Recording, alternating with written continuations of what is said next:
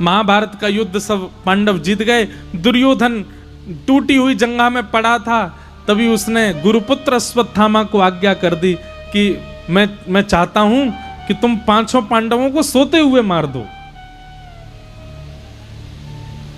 अश्वत्थामा सोते हुए पांडवों को मारने के लिए गया।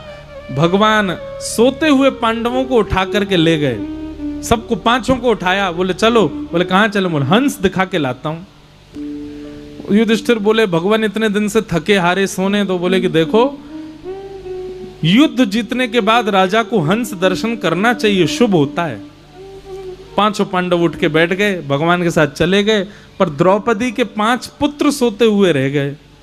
अंधेरे के कारण अश्वत्थामा को अंदाजा नहीं लगा, जल्दीबाजी में उसने सोते हुए 5 पुत्रों को मार दिया और उनके सर एक थैला में भर के ले गया कि जाके दिखाऊंगा कि देखो मैंने 5 को मार दिया। जैसे दुर्योधन के सामने जाकर के 5 के सर रखे, अंधेरा बहुत था, प्रकाश करके जब देखा तो बोले अरे मूर्ख, ये 5 पांडव नहीं है, ये द्रौपदी के 5 निर्दोष बालक हैं। अश्वत्थामा तो अब घबरा गया, ये तो मैंने अपराध कर दिया। प्रातः काल का समय हुआ, द्रौपदी रुदन करने लगी अपने बालकों के हत्यारे को अपने बालकों के शव को देख करके। पांडव सब रुदन करने लगे, पर क्रोध में भर गए अर्जुन। अर्जुन क्रोध में भर के कहने लगे द्रौपदी तुम एक आंसू भी मत बहाना, मैं तुमको वचन देता हूं जिसने भी 5 बालक मारे हैं वो जीवित नहीं बचेगा, उसके रक्त से तुम्हारे केशों को रंगित कर दूंगा, मैं पकड़ के लाऊंगा उसको, उसका वध मैं अपने हाथों से करूंगा। अश्वत्थामा को पकड़ करके लाए, द्रौपदी के सामने प्रस्तुत किया।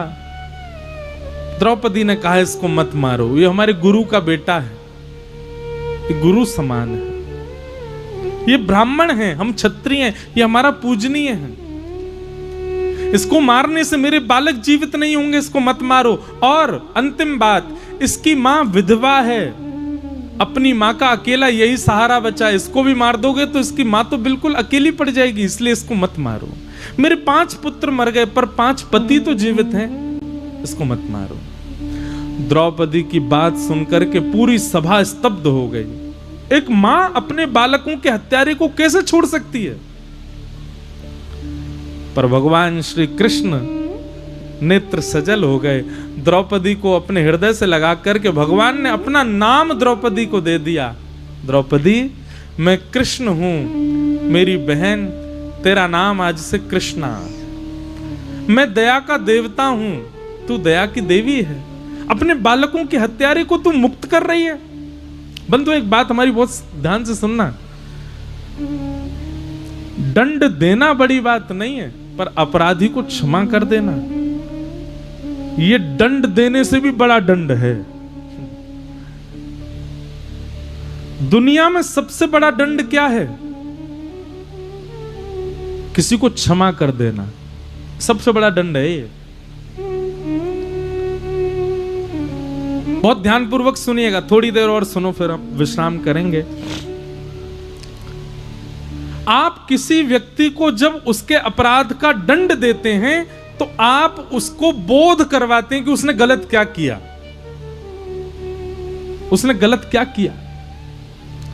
पर याद रहे, जब आप किसी के बहुत बड़े अपराध के प्रति उसको क्षमा कर देते हैं, जाओ मैंने तुमको क्षमा किया, आप उस व्यक्ति को उसके किए गए अपराध का बोध हर क्षण कराने के लिए छोड़ देते हैं। ऐसी शास्त्राज्ञा है। देखो, कुछ अपराध ऐसे होते हैं, कुछ पापजन्य अपराध होते हैं, उसमें क्षमा नहीं किया जाता। वो सब कौन होते हैं? वो सब आप सब जानते हो कौन कौन से ऐसे अपराध होते हैं। पर कई ऐसे दंड होते हैं, कई ऐसे अपराध होते हैं, उसके प्रति अगर आपने उसको क्षमा कर दिया तो ये आपने उसको छोड़ा नहीं है, बल्कि आपने उसको और घाटे में डाल दिया। क्योंकि आप दंड देते तो आप जितनी आपकी क्षमता उतना दंड देते, पर अगर आपने उसको क्षमा कर दिया उसका मतलब आपने इतना बड़ा दंड दे दिया है कि आप सोच भी नहीं सकते। क्यों? क्योंकि फिर आपका बदला प्रकृति लेगी उससे। मान लीजिए किसी ने आपके साथ बुरा किया और आपने उसको क्षमा कर दिया, तो प्रकृति को मतलब पृथ्वी, अग्नि, जल, वायु, आकाश, ये पूरा ब्रह्मांड, इनको ये संकेत पहुंच जाता है कि इस व्यक्ति ने अपने साथ किए हुए अपराध का दंड नहीं दिया है।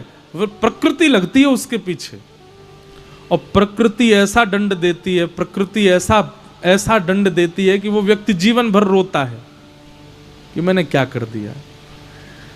इसलिए दंड देना एक सामान्य बात है, पर क्षमा कर देना यह तो बहुत बड़ी बात है। या आपने उसको बहुत बड़ा दंड दे दिया है।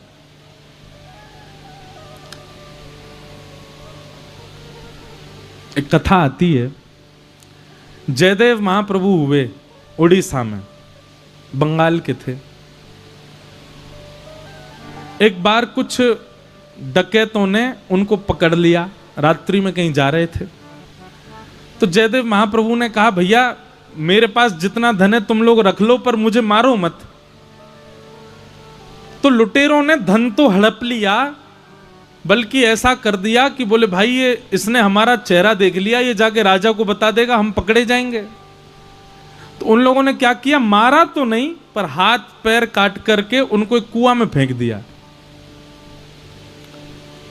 अब बेचारे जयदेव महाप्रभु कुआं में पड़े बिना हाथ पैरों के, पड़े पड़े जय जगन्नाथ जय जगन्नाथ जय जगन्नाथ कीर्तन कर रहे थे। डाकू सब भाग गए सारा धन लेकर के। तभी वहां से एक राजा निकला। उस राजा ने जैसे सुना कि कोई ध्वनि आ रही है, उसने सैनिकों से कहा ढूंढो। तो देखा कुआं के अंदर एक बिना हाथ पैर का व्यक्ति पड़ा, रक्त रक्त निकल रहा है। उनको कुआं से निकलवाया और लेकर के अपने राज्य में गए, उनकी मल्लम पट्टी वगैरह करवाई। उनका ज्ञान देख करके राजा ने उनको अपना गुरु बना लिया।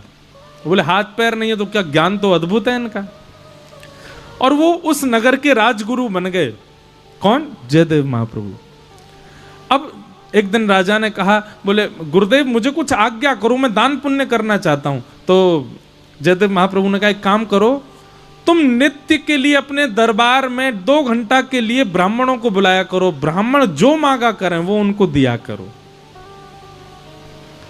जो आज्ञा। तो रोज राजा के दरबार में 2 घंटा के लिए ब्राह्मण ही आते थे और ब्राह्मण जो मांगते थे वो उनको देता था।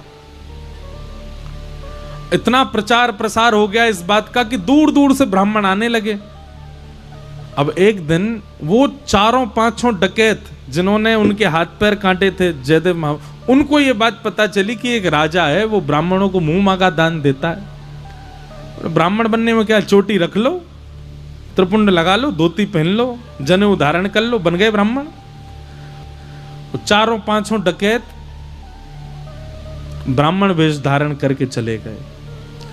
अब जैसे ही उन्होंने राजा के महल में प्रवेश किया, प्रवेश करते ही उन्होंने क्या देखा, राजा के बगल के सिंहासन पर बिना हाथ पैर के जयदेव महाप्रभु बैठे। और वो 5 तो घबरा गए, बोले ये तो हमको जानते हैं, हमने ही तो इनके हाथ पैर काटे थे, हमको तो लगा ये मर जाएंगे, पर ये तो बच गए। और अब तो भैया दंड के लिए तैयार हो जाओ, ये राजा से हमारी शिकायत करेंगे, राजा हमको पकड़ करके जेल में डालेगा। पर जयदेव महाप्रभु ने क्या किया, जैसे ही उन 4 को आते देखा, राजा से कहा ओहो ओहो नगाड़े बजाओ, बाजे बजाओ, गाजे बजाओ, राजन देखो देखो कौन आया। राजा तो प्रसन्न हो गया, बोले कि ओहो मेरे गुरुदेव का कोई प्रिय आया। कौन है गुरुजी ये? बोले भैया हम 5 एक ही गुरुकुल में साथ में पढ़ते थे, ये मेरे मित्र हैं 4, इनका खूब सम्मान करो, खूब धन दो, खूब धन धान्य से इनको संपन्न कर दो। अब राजा दूसरों को जितना देता था उससे दुगना दुगना करके उन 4 को दिया। इतना दिया कि वो उठा ही नहीं पा रहे थे। तो राजा ने सैनिक दिए, बोले मैं सैनिक आपके संग भिजवा रहा हूं, ये सैनिक सारा सामान लेकर के आपके घर तक छोड़ के आएंगे। 4 थोड़े खुल गए। और तो जयदेव महाप्रभु के पास, और मित्र कैसे हो? जयदेव महाप्रभु, हाँ मैं अच्छा हूं। जयदेव महाप्रभु जानते थे कि इन 4 ने मेरी स्थिति की, पर उन्होंने क्षमा कर दिया। दंड नहीं दिया। जैसे ही चारों जाने लगे सारा सामान लेकर के सैनिकों के साथ, तो सैनिकों ने कहा, बोले हमारे राजा ने बहुत बड़े बड़े लोगों को दान दिया, पर आप जैसा दान किसी को नहीं दिया। वो बिना हाथ पैर वाले जो गुरुजी हैं, उनसे आपका क्या संबंध है, और उनके हाथ पैर कट कैसे गए? तो चारों क्या बोलते हैं, बोले अरे अब हम तुमको सच्चाई बता रहे हैं, हमारे साथ गुरुकुल में पढ़ता था वो, और एक दिन उसने हमारे गुरुजी के यहाँ चोरी करी। अब देखो झूठ बोल रहे हैं चारों।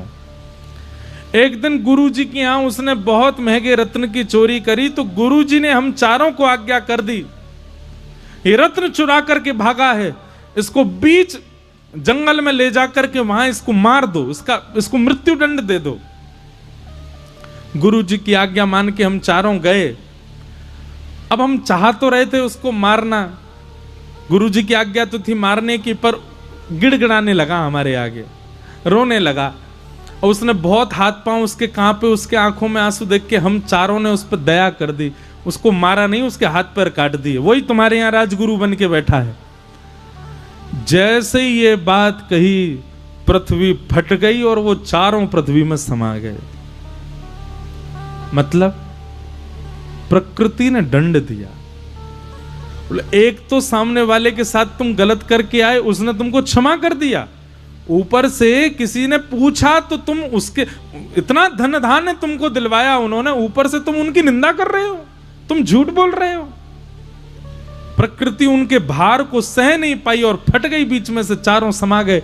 सैनिक दौड़ करके गए महाराज, और जाकर के राजा को सारी खबर बताई।